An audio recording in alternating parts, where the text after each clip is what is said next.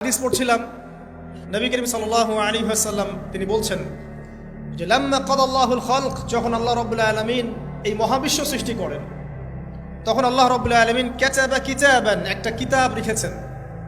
একটা কিতাব আছে আল্লাহর কাছে, কাতাবা কিতাবান ফাহুয়া ইনদাহু ফাওকাল আরশ, যেই কিতাবটা আল্লাহর নিজের কাছে আছে আরশের উপরে। সেখানে আল্লাহ পাক লিখে রেখেছেন, কি লিখেছেন? ইন্না রাহমাতি সাবাকাত গদাবি, প্রতিটা ক্ষেত্রেই আমার রহমত, আমার দয়া, আমার করুণা আমার গজবকে পরাজিত করেছে। মানে আল্লাহ রাব্বুল আলামিনের গজব এর উপরে আল্লাহ পাকের রহমত অবস্থান করছে। জীবনের কোনো ক্ষেত্রে হতাশ হওয়ার কোনো সুযোগ নাই।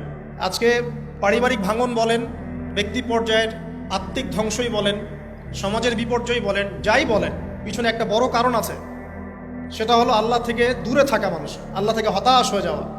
আর এই কাজটা শয়তান করিয়েছে মানুষকে আল্লাহ থেকে দূরে সরানোর জন্য। কিন্তু আল্লাহ রাব্বুল আলামিনের কাছে কেউ যদি যেতে চায়, মন থেকে যদি আল্লাহকে একটা বারও ডাকে, আল্লাহ পাক এক ডাকের মাধ্যমেও তার গুনাহ মাফ করতে পারে।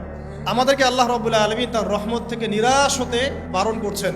যে যত পাপ করেছে জীবনে, যদি একটা বার কেউ যদি আল্লাহ পাককে মন থেকে ডাকে, চোখ দিয়ে ঝরঝর করে পানি পড়ে, আল্লাহ পাককে বলে, সেজদায় গিয়ে পড়ে আল্লাহকে বলে রব্বিক ফিরলি, আল্লাহ আমাকে মাফ করে দাও, তার মনের মধ্যে যদি সততা থাকে, মন থেকে যদি সেই কথাটা বলে থাকে, আল্লাহ পাক শুধু তাকে ক্ষমাই করবেন না, তার সমস্ত গুনাহগুলোকে আল্লাহ নেকি দিয়ে পরিবর্তন করে দেবেন।